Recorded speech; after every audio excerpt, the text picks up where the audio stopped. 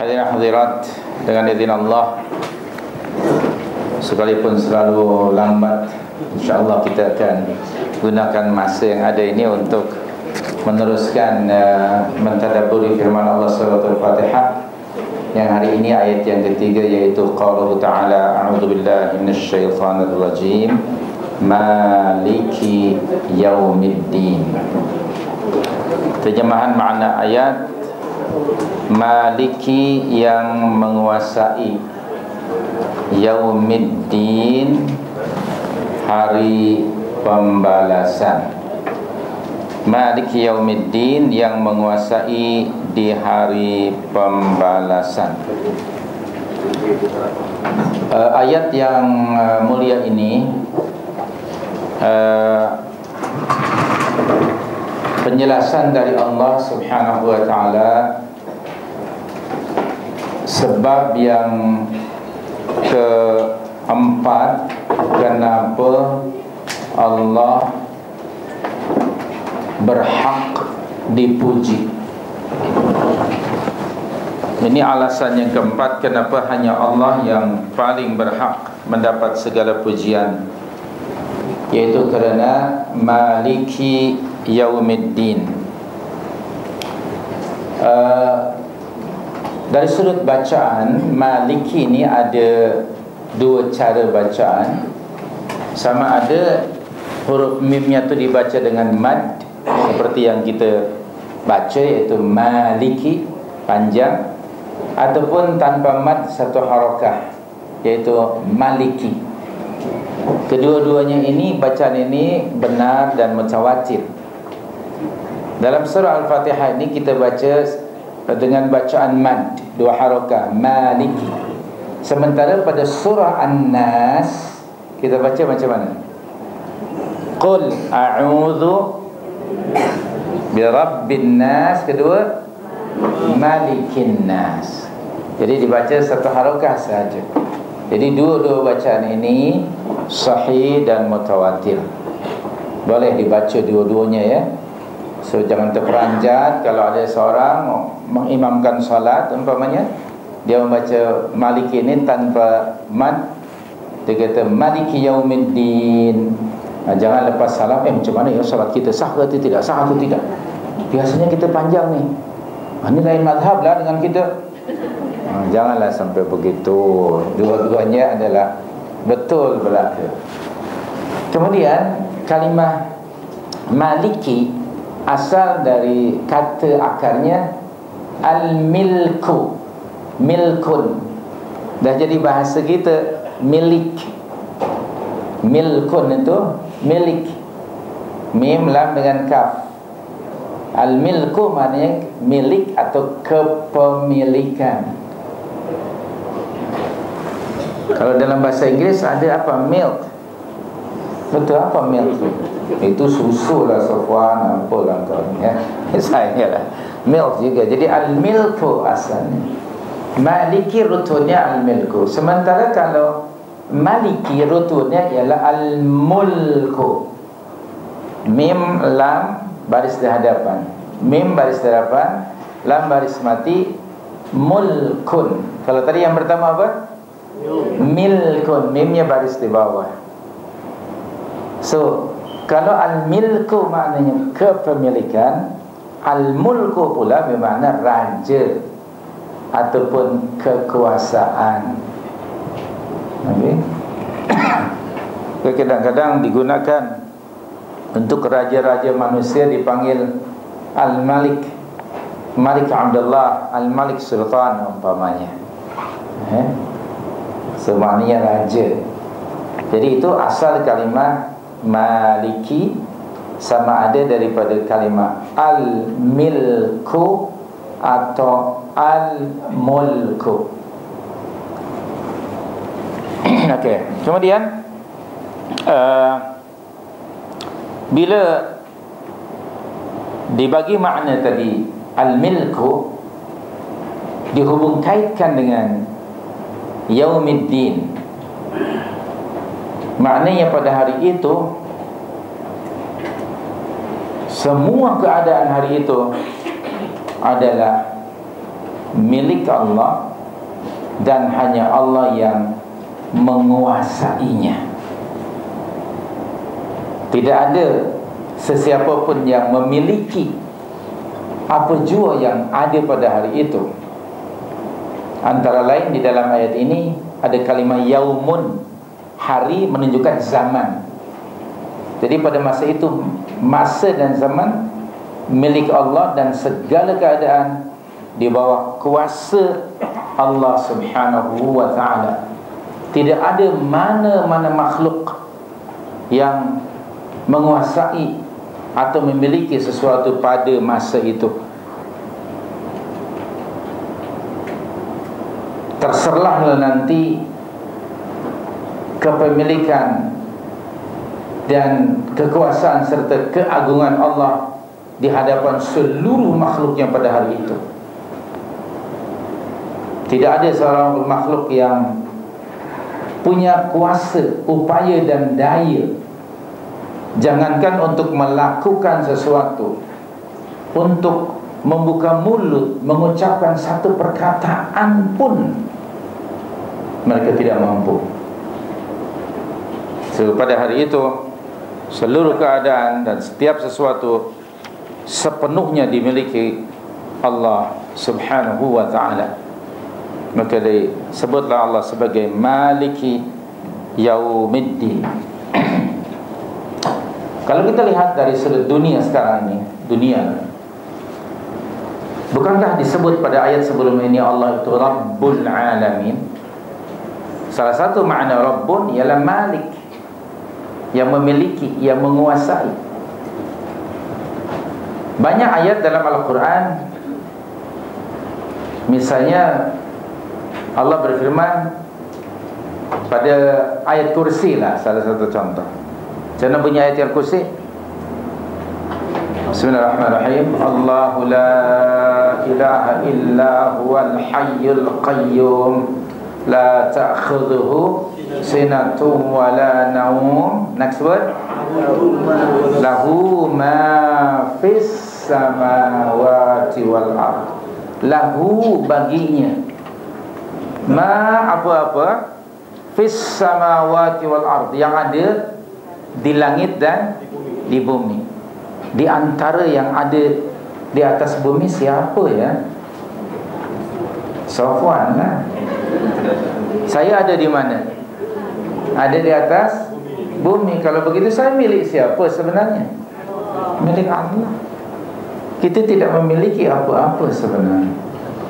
Kita termasuk ma tadi, sesuatu yang ada di atas muka bumi.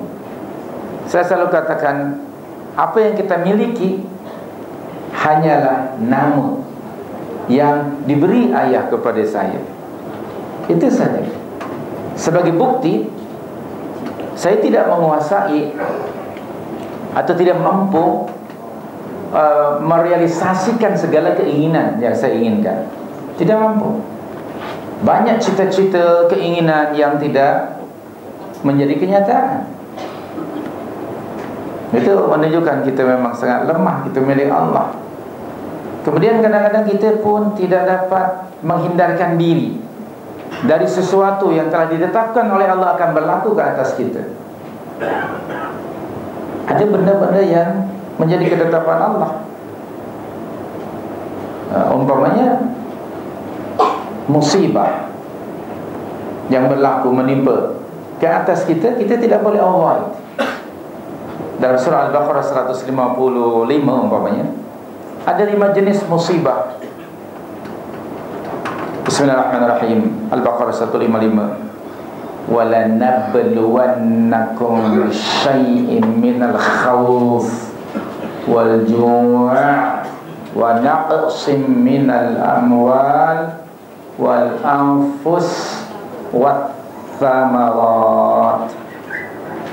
Terutamanya saya nak rujuk nombor 4 tu, wal anfus, yaitu kehilangan nyawa ataupun kematian.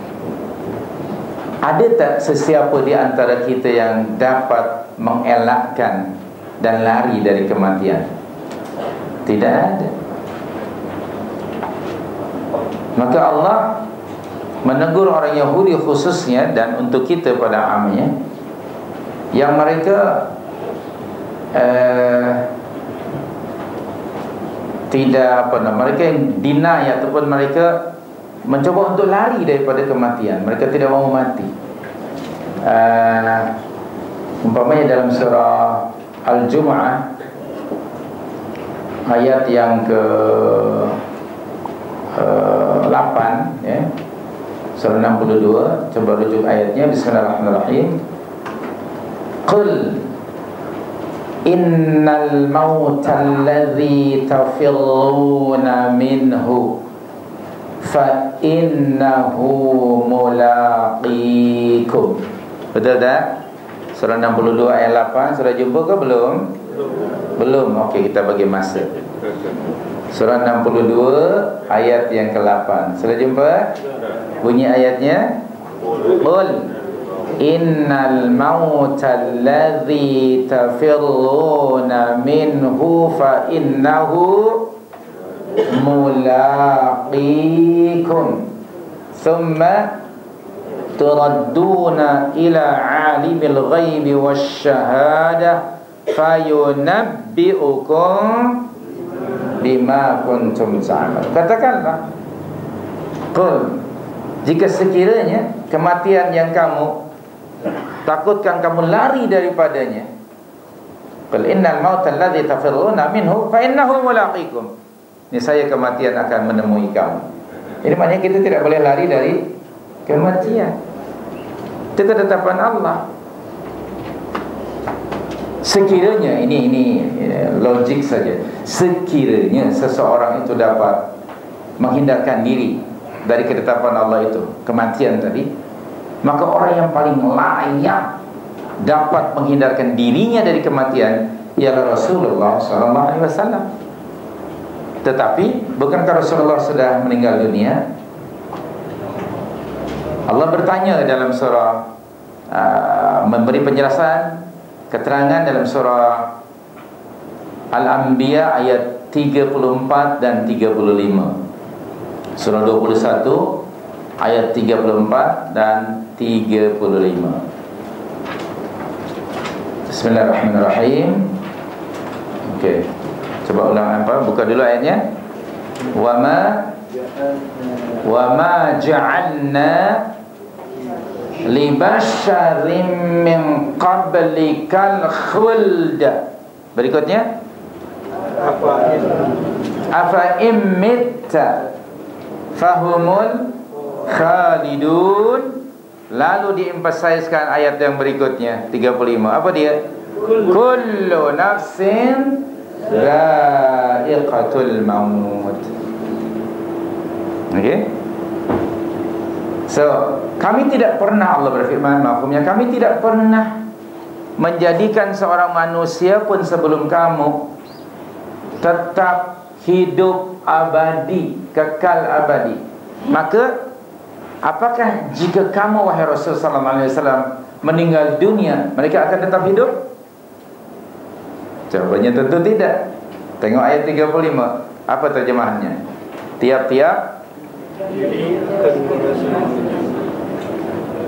Tiap-tiap yang bernyawa, tiap-tiap makhluk, tiap diri pasti akan merasakan kematian. So, maknanya kita milik Allah sebenarnya. Kita pasti akan mati anytime. Harta yang pernah kita perasan lah ya, yang pernah kita miliki di atas kertas, harta yang banyak itu, apabila seseorang meninggal dunia, apakah dia membawa hartanya ke alam barzakh? Tentu tidak kan. So, bila dia meninggal dunia, hartanya sekarang menjadi milik siapa? Ahli warisnya. Yang belum tentu ahli warisnya ingat pada dia, ditinggalkan. Jadi menunjukkan kita betul memiliki sesuatu, tetapi kepemilikan kita itu sifatnya majazi, bukan hakiki. Okay? Hanya kiasan saja. Demikian juga kalau ada seorang raja di dunia, bukanlah yang makna hakiki. Kerana dalam satu hadis Allah akan bertanya, aina mulukul ard, Mana dia raja-raja bumi itu? Mana orang-orang yang sombong? Mana orang-orang yang angkuh? Maka Allah mengatakan, akulah raja itu. Jadi Allah itu kan Malikul Mulki. Dalam surah 3:18 anda sudah hafal kan? Diam tu ya. Alhamdulillah. Selalu berwirid itu. Allahumma Malikal Mulki tu'til. Kan betul sangkaan saya anda sudah hafal. Bila masuk gear saya terus. Okey. Nah itu surah yang ketiga, Ali Imran 18. Baik. Fa'ala kullah, kita balik lagi.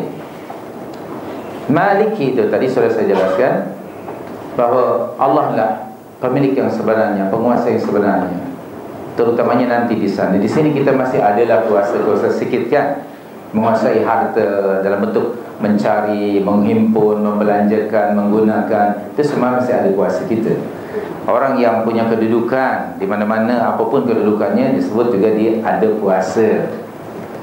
Tapi kadang-kadang ada yang menyalahgunakan. Kadang-kadang. Baik. Nah kita balik lagi, Maliki tadi. Allah adalah pemilik yang mutlak. Allah adalah penguasa yang mutlak. Bila itu?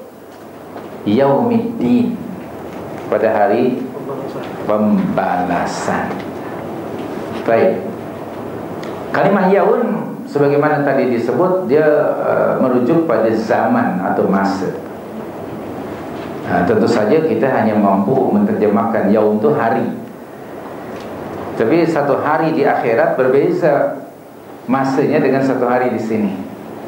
Sangat berbeza. Ribuan tahun di sana ya. Baik, anda lihat berikutnya kalimat ad-din. Ad-din di sini bermakna pembalasan. Okay. Walaupun dalam kalimat yang lain ad-din bermakna agama. Dalam makna yang lain ya. Inna ad-dina 'indallahi al-Islam. Surah 3 umpamanya ayat yang ke-19. Kemudian dalam surah Al-Kafirun, lakum dinukum waliyadin. Itu bermakna agama ya. Tapi di sini ad-din dalam susunan ayat yang sedang kita baca ni adalah pembalasan yang adil dan setimpal. Okey, bila ada kalimah hari pembalasan, ini juga mengisyaratkan adanya hari hisab. Okay. Apa itu hari hisab? Hari perhitungan. Apa yang akan dihisab? Amalan seseorang. Jadi setiap makhluk yang mati nanti akan dibangkitkan kembali oleh Allah dari kubur masing-masing. Maka hari itu disebut Yaumul Ba'ats. Ba'in dan Fa. Yaumul Ba'ats maknanya hari kebangkitan, resurrection, hari kebangkitan dari kubur masing-masing. Dan apabila ketetapan Allah itu berlaku, dibangkitkan setiap orang dari kubur masing-masing, maka akan bangkit dari kubur dalam keadaan seperti mana ia dilahirkan oleh ibunya pada hari ia dilahirkan. Dalam keadaan bagaimana? Telanjang, tak bersunat dan tak berkasut. Itu keadaan setiap orang. Anda ingat tak masa dilahirkan hari pertama dulu? Tak ingat, betul ke? Kalau ingat larilah. Subhanallah. Dan nanti akan dibangkitkan seperti itu. Datang tidak membawa apa-apa. Betul? Ada yang bawa pink form tak waktu lahir? Tak ada kan? Nanti mati ada tak bawa syarikat dia? Tidak ada. So simple hidup ni. Datang tak bawa apa-apa, balik pun seperti itu. Maka kalau balik pun sama seperti hari datang, sungguh merugi hidup ini. Bila Allah menciptakan kita, tentu ada tujuannya. Dan Allah memberi bekalan-bekalan dan segala kemampuan supaya kita berkarya, bekerja di dunia ini. Dan nanti yang dibawa balik, yang akan menemani kita di alam barzakh, kama qala Rasulullah SAW dalam hadis yang terdapat dalam kitab Riyadhus Shalihin, bahawa ada, apabila seorang meninggal dunia, dia akan diiringi oleh 3 pengiring ke perkuburannya. 2 akan kembali ke tempat masing-masing, 1 saja akan menemaninya bersamanya di alam barzakh. Yang 2 itu ialah ahli keluarga dan hartanya, dan 1 yang menemaninya apa dia? Amalan. So, bila dibangkitkan dalam keadaan itu, nanti manusia akan dikumpulkan Allah. Hari pengumpulan manusia, pengimpunan manusia disebut hasyr, Yaumul Hasyr, the day of gathering. Allah saja yang mengetahui berapa ramai bilangan manusia waktu itu. Tempat mereka dikumpulkan Allah disebut mahsyar. Mahsyar itu tempat dikumpulkannya manusia. Dalam bahasa kita disebut padang mahsyar. Itu nanti di akhirat. Di dunia ni yang ada hanya padang jauh. Itu ada. Nah, itu di Kelang lah. Padang mahsyar itu nanti di sana.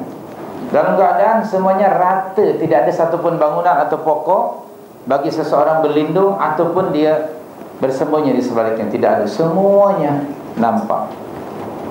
Dikumpulkan di situ.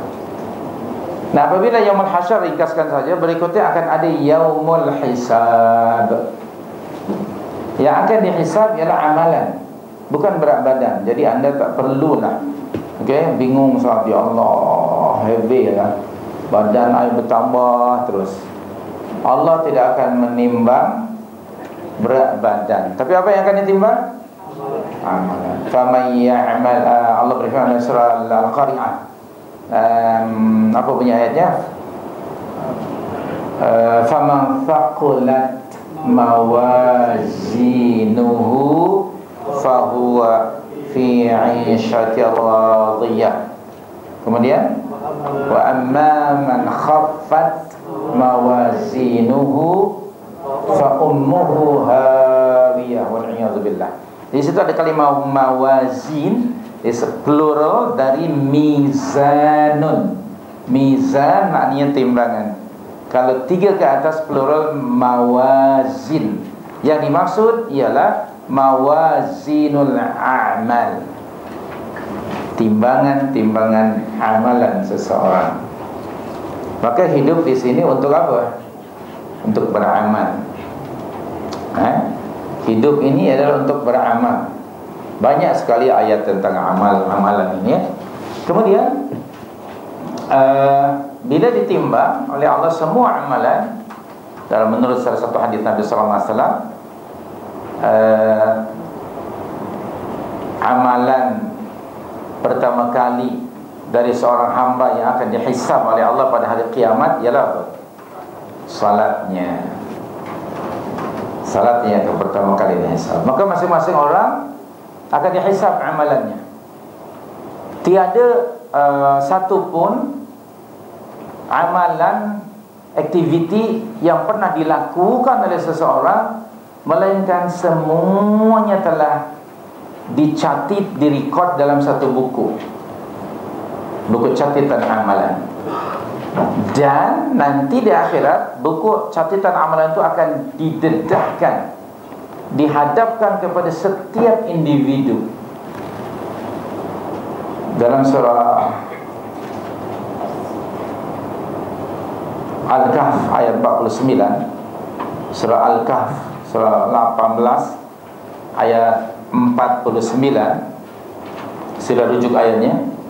Surah 18 surah Al-Kahf ayat yang ke 49. Surah 18 49. Apa bunyi ayatnya?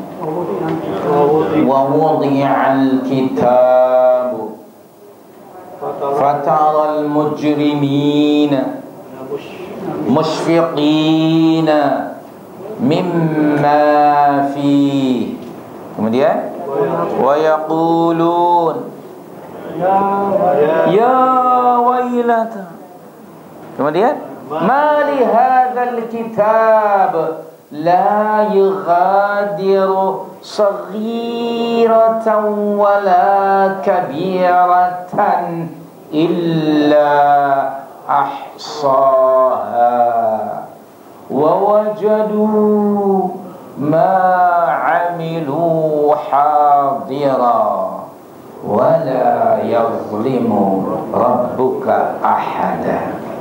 Surah 18 ayat 49. Terjemahan makna ayat lebih kurang apa? Dan akan didedahkan catatan amalan-amalan setiap orang. Maka kamu akan melihat apa? Kamu akan saksikan al-mujrimun di sini, orang-orang yang bersalah, pelaku dosa, musyrikin, kufar. Na'udzubillah min dzalik. Apa yang akan mereka lihat, kita ataupun kamu saksikan wahai Rasul? Musyfiqina mimma fi. Apa artinya? Mereka ketakutan ketika melihat apa yang tercatat di dalam buku amalan mereka itu. Musyfiqina mimma fi wa yaqulun, lalu mereka mengatakan, apa kata mereka? Ya wailana. Itu kata-kata menunjukkan penyesalan yang diiringi dengan kecelakaan. Celakalah kita. Penyesalannya luar biasa. Mali hadzal kitab. Buku apa ini? Tidak ada satu pun amalan yang pernah dilakukannya melainkan semuanya tercatat. Sama ada yang kecil, what more yang besar. Perhatikan para ulama tafsir kata, Allah menyebutkan yang kecil dahulu, baru yang besar. Kalau yang kecil pun tercatat, apatah lagi yang besar.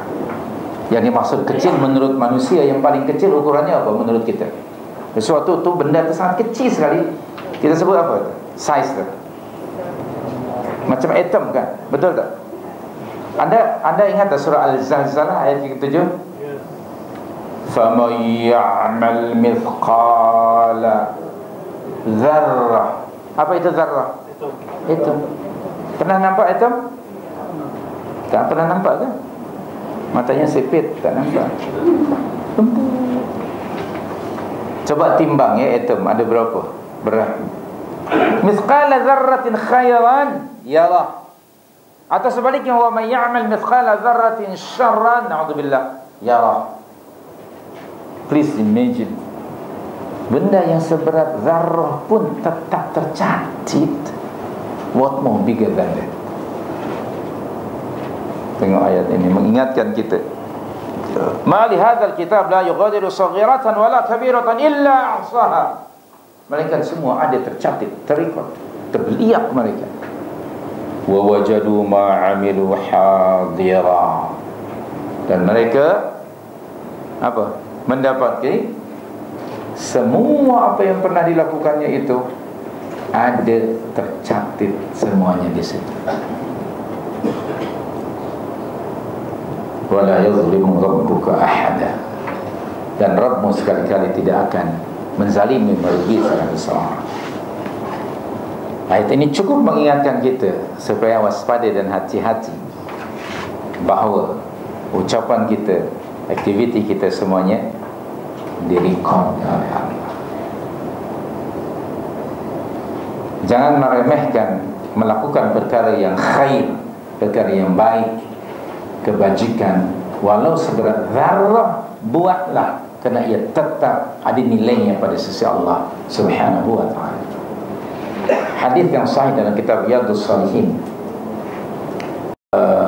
bab 15, banyak menuju jalan kebajikan. Rasulullah ada menyebut, salah satu hadisnya ialah, jangan kamu meremehkan berbuat kebajikan, walau hanya kamu menampakkan wajah ceria semasa kamu berjumpa dengan saudaramu. Wajah yang apa? Berseri-seri dan senyum. Agar wajah selalu, agar kita senantiasa punya muka yang berseri. Banyaklah makan-makan seri muka supaya mukanya berseri. Subhanallah. Itu Nabi menyatakan, la tahqiranna bima'rufin walau an talqa akhaka biwajhin talqin. Jangan kamu meremehkan berbuat kebajikan walau hanya sekedar menampakkan wajah ceria semasa jumpa dengan saudara kamu. Dikira oleh Allah sebagai ma'ruf, sebagai khair. Perlu modal ke senyum ini? Tidak perlu modal. Senyum yang khalis, yang ikhlas. Okey? Kerana mungkin ada orang ada senyum-senyum yang lainnya. Ada senyum seorang diplomat, lain kan cara senyumnya. Betul tak? Senyum seorang salesman, sales girl, lain senyumnya. Hati-hati ni.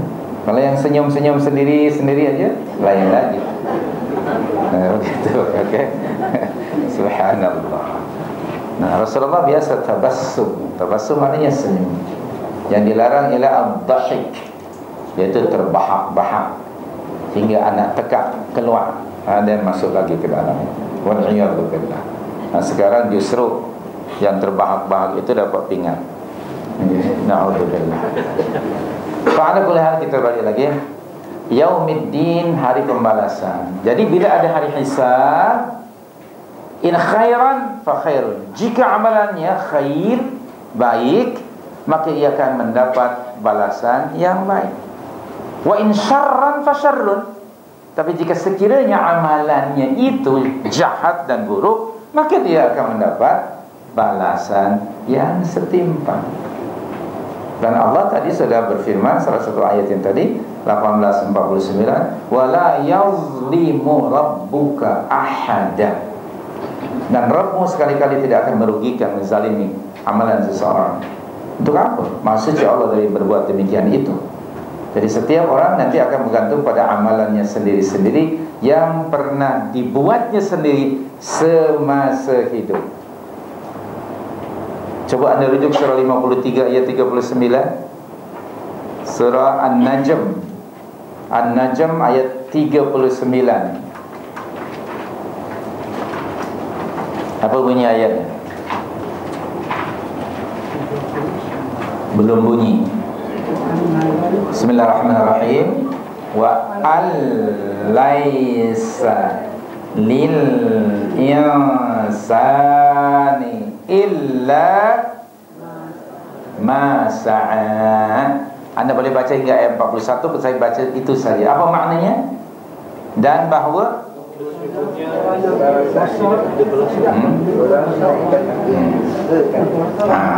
tengok, di akhirat nanti setiap orang akan hanya mendapatkan kebaikan berdasarkan amalan-amalan yang dibuatnya sendiri semasa bila tu? Masa ini. Jadi jangan mengharapkan mendapat mileage kebaikan dari orang lain.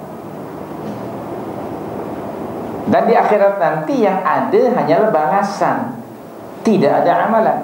Ali bin Abu Talib radhiyallahu anhu mengatakan, mafhumnya, di dunia ini yang ada hanyalah amalan, tidak ada balasan. Dan di akhirat nanti ada balasan, tidak ada amal. Jadi kalau anda nak beramal tu di mana ya? Tahu pun. Banyaklah berbuat amalan. Sini sekarang, jangan setelah mati. Sendiri-sendiri. Sekali saya bincangkan ayat ini, izinkan saya merujuk surah 59 ayat yang ke-18. Surah Al-Hasyr ayat yang ke-18.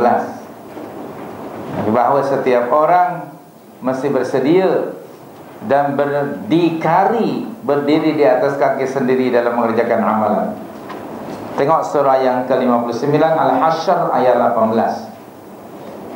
Saya harap anda hafalkan surah ini, khususnya dari ayat 18 hingga 24. Lagi masa sebulan, insyaAllah kita akan jumpa bulan depan. Okay, saya bagi sebulan, jumpa bulan depan insyaAllah.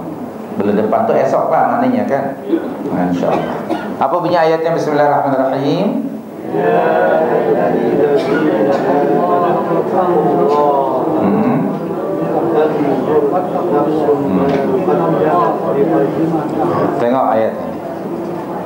wal tanzur nafsum ma qaddamat lighad.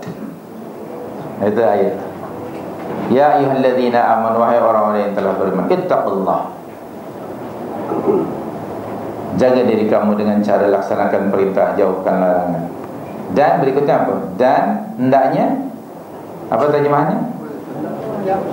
Tiap-tiap orang, tiap-tiap diri memperhatikan apa yang telah dibuatnya sendiri sebagai persediaan bagi menghadapi hari esok. Apa maksud hari esok? Hari akhirat. Dan akhirat diawali dengan apa? Kematian. Diawali dengan kematian. Maka Rasulullah SAW ada menyebut dalam sebuah hadis yang mafhumnya, al-kayyisu, riwayat Muslim, riwayat Tirmidzi, al-kayyisu man dana nafsahu wa amila lima ba'dal maut. Orang yang bijak itu ialah orang yang sentiasa melakukan muhasabah pada dirinya, menilai amalan-amalannya, menilai dirinya, wa amila, dan sentiasa mengerjakan, melakukan amalan sebagai persediaan lima ba'dal maut, setelah kematiannya. Saya ulang makna hadis ini. Orang yang bijak ialah orang yang selalu menilai dirinya, melakukan muhasabah ke atas dirinya, dan selalu mengerjakan amalan-amalan saleh bagi menghadapi hari setelah kematiannya. Tadi sudah disebut dalam hadis, yang akan menemani seseorang di alam barzakh ialah amalannya.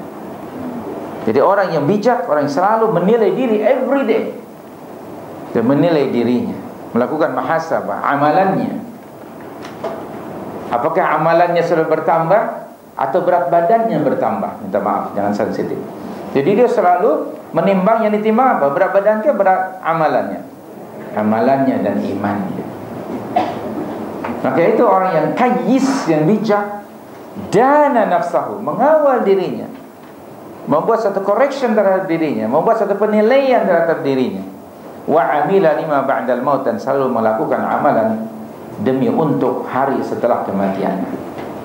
Kebalikannya, wal ajizu, dan orang yang lemah, orang yang bodoh, ialah orang yang mengharap kebaikan, mendapat kebaikan dari Allah hanya dengan khayalan saja. Orang yang memperturutkan hawa nafsunya dan mengharap mendapat kebaikan dari Allah hanya dengan cara berkhayal saja. Itu wal ajiz, mengharap kebaikan dari Allah sementara dia selalu memperturutkan hawa nafsu. Pada waktu yang sama mengharap mendapat rahmat dari Allah. Hanya mengharap saja, sementara hari-hari dia memperturutkan hawa nafsu. Itu orang yang ajiz. Jadi kita nak jadi orang yang kayyis, kaf ya dengan sin, ya-nya ada sabdu, atau ajiz, ain alif jim dengan zai. Adakah kita nak jadi orang yang bijak atau orang yang lemah? Orang yang bijak, orang yang sentiasa melakukan muhasabah. Tadi surah 59 ayat 18, itu salah satu di antara ayat muhasabah. Umar radhiyallahu anhu pernah mengatakan, mafhumnya, hasibu anfusakum qabla an tuhasabu. Hisablah diri kamu sebelum kamu dihisab, dan timbang-timbanglah amalan kamu sebelum kamu ditimbang. Menimbang, menilai amalan sebelum kita nanti akan ditimbang amalan kita. Dan bersedialah bagi menghadapi hari yang sangat dahsyat, di mana Allah akan mendedahkan segala-galanya. Atau kama qala. Jadi Maliki Yaumiddin mengingatkan kita akhirat.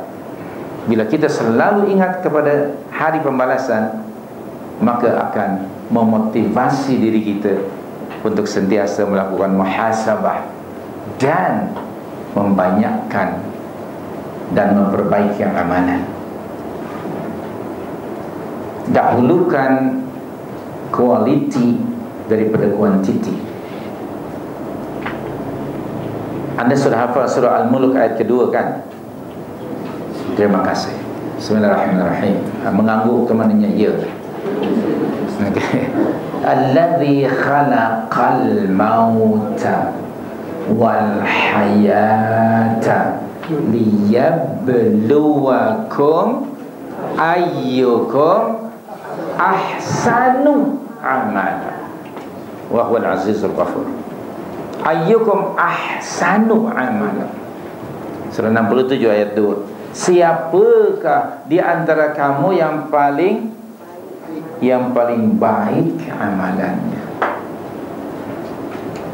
Allah tidak berfirman siapakah di antara kamu yang paling banyak amalannya. Dahulukan kualiti, barulah kuantiti. Okey? Nanti rujuk kitab Riyadhus Shalihin volume pertama bab 15. Nanti rujuk. Baik.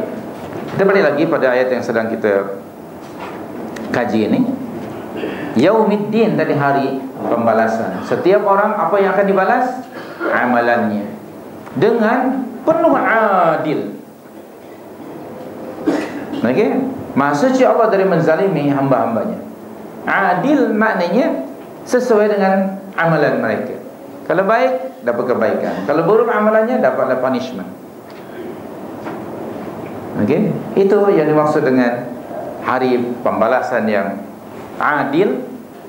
Tidak ada seorang pun yang akan dirugikan, dan keduanya setimpal dengan amalan yang dilakukan. Maka Maliki Yaumiddin tu, Yaumuddin juga disebut Yaumul Hisab dan juga Yaumul Jaza.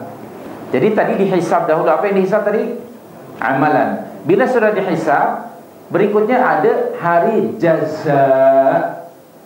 Jim baris di atas, Zai alif baris di atas, Hamzah dua di atas, dua di hadapan.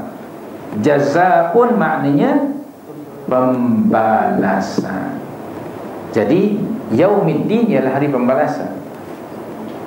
Yang akan dibalas ialah amalannya, amalan setiap individu. Tadi sudah kita sebutkan beberapa ayat. Dan seseorang di akhirat nanti, mula di alam barzakh hingga di akhirat, akan hanya terikat dengan apa yang pernah dibuatnya sendiri. Saya teringat satu ayat dalam surah 74 ayat 38, surah Al-Muddathir, surah 38, surah yang ke-74 ayat yang ke-38. Coba tengok ayatnya. Aywa. Sudah jumpa belum? Yang lain, rakan-rakan yang lain dah jumpa? Okey. Bunyi ayatnya apa? Kullu nafsin bima kasabat rahina. Terjemahan makna ayat?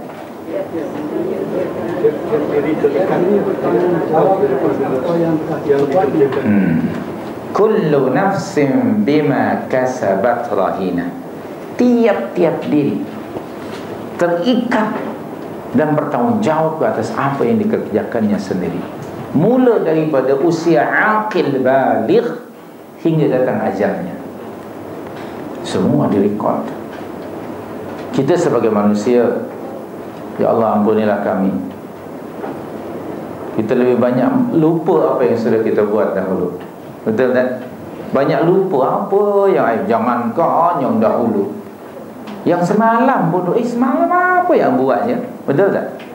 Dalam usia macam saya lansia ni banyak lupa. Semalam apa yang aku buatnya?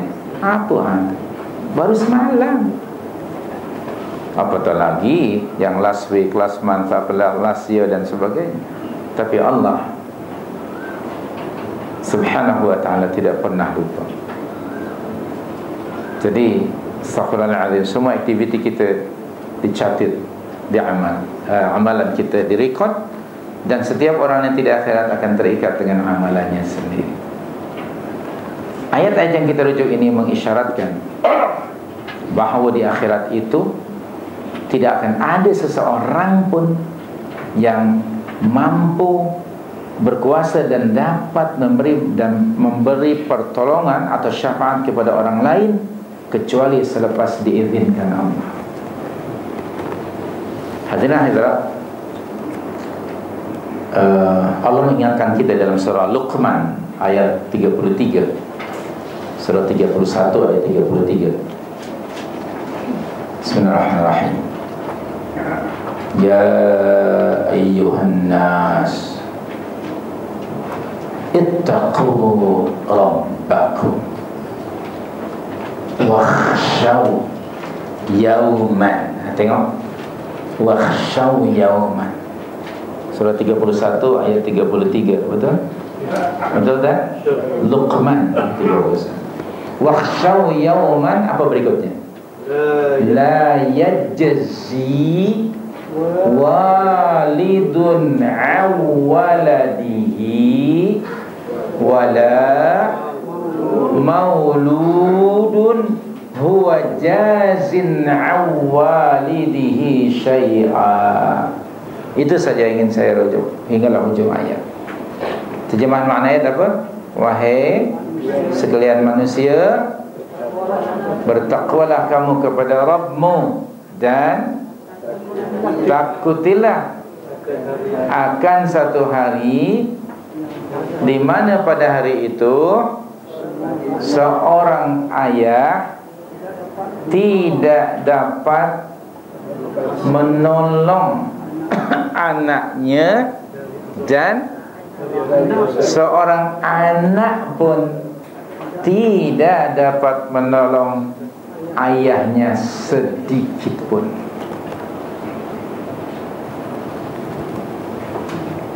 Ayat ini sungguh menggetarkan, menakutkan. Di dunia ini kita mengharap agar anak kita dapat membantu kita. Betul kan? Dulu masa anak kita kecil-kecil, 2 tahun nak berdiri, kita bawa dia, okey berdiri dibawa kan. Satu masa nanti datang masanya kita pula yang akan dibawa anak kita. Nak, mari sini, ada apa ya? Tolong ayah, nak pergi ke sana, dibawa. Ada manfaatnya di dunia ini, tapi di akhirat nanti, astagfirullah, siapa anak?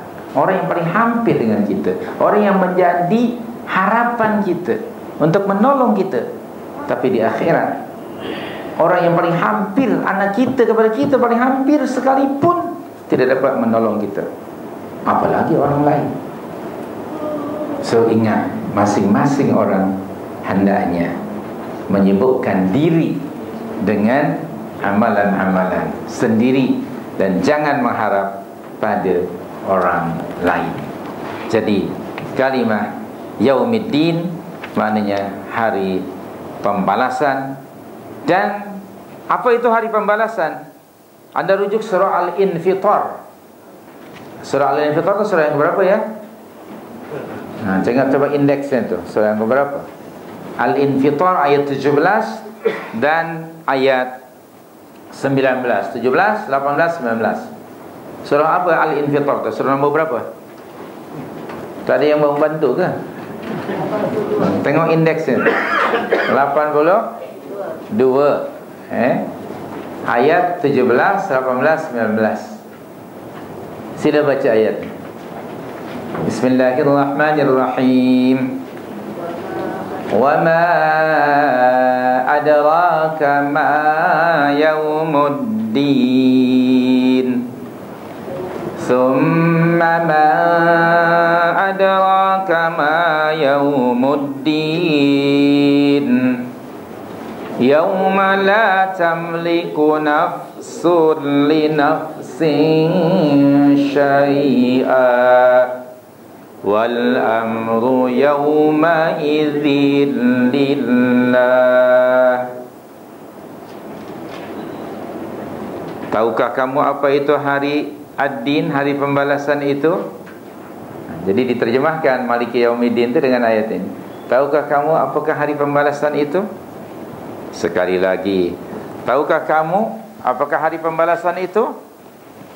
Yaitu hari ketika seseorang tidak berdaya sedikit pun untuk menolong orang lain, dan segala urusan pada hari itu dalam kekuasaan Allah. Maliki yaumiddin. Inilah dia yaumuddin itu. Tidak ada seorang pun dapat menolong orang lain. Kekuasaan mutlak pada masa itu hanyalah milik Allah subhanahu wa ta'ala. Subhanallah, Rasulullah berpesan kepada anak yang disayanginya, Fatimah, dalam sebuah hadis. Nabi mengatakan begini, wahai Fatimah, putri Muhammad sallallahu alaihi wasallam, mintalah harta kepadaku sekehendakmu sekarang ini. Wahai anakku, mintalah harta kepada ayah sekarang ini. Sebab ayah sama sekali tidak berguna dan tidak akan dapat memberi bantuan kepadamu di sisi Allah pada hari kiamat nanti. Tengok pesan Rasul kepada anaknya. Wahai Fatimah, kalau kamu nak harta ayah, mintalah sekarang. Apa yang kamu nak, ayah akan bagi. Sebab nanti di akhirat ayah tidak akan mampu menolong kamu sedikit pun. Coba anda bayangkan, kalau anaknya sendiri sallallahu alaihi wasallam radhiyallahu anha, Rasul, he has no authority to help her. What do you think? Orang lain. Allahu Akbar. Itu direct blood ya dari Rasulullah Fatimah. Bagaimana dengan orang lain? Ada orang, wallahu a'lam, ini mungkin mereka hanya sekedar mengimajinasikan, saya keturunan Nabi, pasti confirm saya akan mendapat syafaat dari Rasulullah. Pernah dengar tak lebih kurang ayat macam itu? Bangga keturunan Nabi. Itu kan, mana dalilnya? Anaknya sendiri, his own blood. There is no authority untuk tak pernah confirm that I will help you. Certainly tidak. Bagaimana dengan orang lain? Maka setiap orang, kerjakanlah apa yang Allah wajibkan ke atas kamu. So, dalam pandangan Allah, bloodline no value. Bloodline tu ada value hanya di sini. Di sini kan adalah value-nya. Jangankan anak, menantu pun ada value. Besan pun boleh tumpang, betul tak? Di dunia jiran pun boleh tumpang. I tinggal di mana? Tinggal mana dia? I berjiran dengan si fulan tak? Ada manfaatnya. Kurang-kurangnya memang terbeliak. Sekurang-kurangnya. Ramai kawan saya di Jakarta namanya Tengjen. Apa Tengjen? Tetangga jenderal. Apa Tengjen? Tentera jenderal. Apa tetangga jenderal? Bolehlah sopan menumpang di dunia. Tapi di akhirat tidak ada bloodline. Setiap orang berdiri di atas kaki sendiri. Kerjakan amalan masing-masing. Ada nanti bab syafaat, tapi Allah berfirman, "Man dzalladzi yashfa'u 'indahu illa." Tak sambung ke? Ya Allah, dah semangat tak disambung pun. "Man dzalladzi yashfa'u 'indahu illa bi'izni." Tidak ada seorang pun nanti di akhirat yang akan dapat memberi bantuan, pertolongan atau syafaat illa bi'izni, kecuali setelah diizinkan Allah Subhanahu wa ta'ala. Kalau tanpa izin Allah, malaikat pun then have no authority. Begitu juga Rasul, illa bi'izni, jadi dengan izin Allah. Macam mana dia dapat izin Allah? Panjang lagi ceritanya nanti.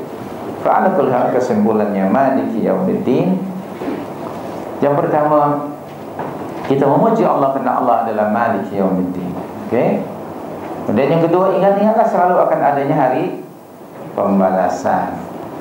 Ketiganya, Allah mereply ketika kita mengucapkan Maliki Yaumiddin. Allah kata, hamba-Ku sedang mengagungkan aku. Saya sudah baca dahulu surah Al-Fatihah disebut surah As-Salat. Apabila kita membaca, bila hamba-Ku membaca Alhamdulillahirabbil alamin, hamba-Ku sedang memuji-Ku. Ar-Rahman Ar-Rahim, hamba-Ku sedang menyanjungku. Maliki Yaumiddin, hamba-Ku sedang mengagungkanku. Jadi dalam salat itu, coba anda renungkan, sejauh mana anda memuji Allah, menyanjung Allah, dan mengagungkannya. Kemudian Maliki Yaumiddin ini, kalau ini kan awal surah dalam Al-Quran. Surah terakhir dalam Al-Quran surah apa? An-Nas. Anda bayangkan, ada kesamaan. Alhamdulillahirabbil alamin. Ada kalimat yang pertama kali di dalam surah An-Nas apa? Rabbun Nas. Betul? Rabbul alamin. Allah tu uluhiyah ilahin nas. Maliki Yaumiddin sama dengan apa? Malikin nas. Atau anda fikir ini by coincidence? Tidak sama sekali. Coba hubungkan Al-Fatihah, ayat pertama dan ayat yang terakhir, dia sinkron. Renung-renungkanlah. Di situ ada rububiyah. Rabbul alamin, surah Al-Fatihah. Surah An-Nas, Rabbun Nas. Ada uluhiyah, alhamdulillah. Dalam surah An-Nas, ilahin nas. Ada al-mulku, kerajaan, kekuasaan. Surah Al-Fatihah, Maliki Yaumiddin. Dalam surah An-Nas, Malikin nas. Subhanallah. Coba renungkan. Dia synchronize. Dan ini menjadi bukti bahawa Al-Quran adalah kalam Allah, mu'jizat dari Allah Subhanahu wa ta'ala. Hendaknya hidup kita di awal hingga akhir jangan keluar dari manhaj Allah. Maka Allah kalau kita lupa mengingatkan kita, banyak peringatan Allah kepada kita. Antara lain surah 57 ayat 16, alam ya'ni lil ladzina amanu an takhsha'a qulubuhum li dzikrillah wa ma nazala 'alaihim minal haqq wa la takunu kal ladzina utul kitaba min qabl fa tala 'alaihimul amal fa qasat qulubuhum wa katsirun minhum fasiqun. 57:16.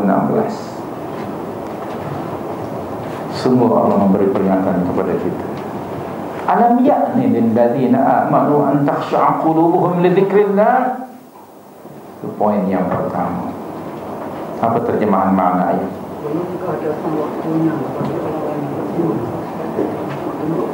Tunduk, khusyuk, patuh kepada Allah. Allah sekarang mengingatkan kita. Yang keduanya apa? Wa ma nazala 'alaihi minal haqq. Dan yang kedua apa? Dan apa yang kebenaran al-haq yang telah diturunkan pada mereka. Yang ketiga, ini larangan. Dan jangan mereka menjadi seperti orang-orang yang telah kami berikan Alkitab dahulu, Taurat dan Injil. Kemudian yang berikutnya, fatala 'alaihimul amal. Telah berlalu masa yang panjang. Kemudian faqasat qulubuhum. Hati mereka menjadi kesat dan keras. And most of them wa katsirun minhum fasiqun. Ayat ini mengingatkan kita hari ini. Kita ada Al-Quran. Bila lagi kita kembali kepada Allah? Orang Perak kata apa? Yo, bila lagi yo? Bila lagi apa maksudnya? Usia sudah lansia tapi hidup masih ragan. Bila lagi kita nak kembali kepada ayat ini mengingatkan. Kemudian kita ada Al-Quran. Bila lagi kamu nak kembali pada Al-Quran, nak membaca, mentadabbur, mengikuti dan menyebarkan Al-Quran? Bila lagi? Usia sudah lanjut sekarang ini. Bila lagi? Allah menegur. Saya percaya, minta maaf, kebanyakan kita belum mendisiplinkan diri membaca Al-Quran setiap hari. Kebanyakan kita. Mungkin kita baca Al-Quran hanya seminggu sekali. Terutamanya di Jawa, di sini sudah pasti. Kalau di Jawa seminggu sekali ramai orang kumpul pada malam tertentu. Yang lain dia tidak baca. Mereka lebih banyak baca koran dari membaca Quran. Koran itu bahasa Belanda, maknanya newspaper. Bila lagi kita nak baca Al-Quran? Jangan kamu meniru perangai orang yang dahulu yang pernah kami berikan pada mereka Alkitab. Lalu masa mereka begitu jauh berlalu, tapi mereka tidak pernah berinteraksi dengan kitab mereka. Akhirnya faqasat qulubuhum. Kalau saya nak tanya, jarak masa kita hari ini dengan Rasulullah berapa abad? Tidak kurang dari 14 abad. Jauh jarak kita dengan. Dulu mereka ada Alkitab, Taurat dan Injil. Kita sekarang ada kitab apa? Dulu mereka mengabaikan kitab mereka. Kita sekarang macam mana? Diam tu 5 kali 7. Sedar gitu. Jarang kita baca. What more mentadabburnya, what more mengikutinya. Akhirnya kalau kita neglect, kita abaikan Al-Quran, dekat tapi jauh, lama-kelamaan hati jadi apa tadi? Qasat qulubuhum. Qasat itu ada dalam bahasa Melayu, kesat. Hebat ya bahasa Melayu ni, rupanya orang Arab ambil dari kita. Qasat qulubuhum. Wa katsirun minhum fasiqun. Dan kebanyakan mereka adalah orang-orang yang fasik. Sekarang macam mana dengan kita? Kebanyakan kita umat Islam hari ini adalah, maknanya 5 kali 7. Please, ayat ini sungguh, saya suka mengingat ayat ini because it's reminder, and I feel tremor every time ingat ayat. Astagfirullah ya Allah, ampunilah saya ya Allah. Selama ini saya biarkan diri saya jauh dengan Al-Quran, tidak mau tunduk dan patuh pada Astagfirullahaladzim, Allahumma ighfirli. Supaya lembut Al-Quran, baca Al-Quran. Supaya lembut hati kita, dilembutkan dengan Al-Quran. Lau anzalna hadzal Qur'ana ala jabalin la ra'aitahu khashi'an mutasaddian min khasyatillah. Wa tilkal amsalu nadribuha lin-nas la'allahum yatafakkarun. Coba renungkan ayat ini. Surah 59 tadi itulah. Dan saya minta tadi anda hafalkan dari 18 hingga 24 kan. Saya bagi sebulan untuk menghafalkannya. Hari ini hujung bulan 2, esok 1 hari bulan 1. Jadi sebulan saya bagi. Okey? Terima kasih. Wallahu a'lam qul qouli hadza wastaghfirullah. Itu saja yang boleh kita kongsi pada hari ini, semoga bermanfaat. Ya qul qouli hadza wa astaghfirullah li wa lakum. Kita akhiri majlis ini dengan bacaan tasbih kifayah. Subhanakallahumma wa bihamdika asyhadu an la ilaha illa anta astaghfiruka wa atubu ilaika. Wa sallallahu wasallama ala nabiyyina Muhammad wa ala alihi wa sahbihi ajma'in. Wa akhiru da'wana alhamdulillahi rabbil alamin. Wassalamualaikum warahmatullahi wabarakatuh.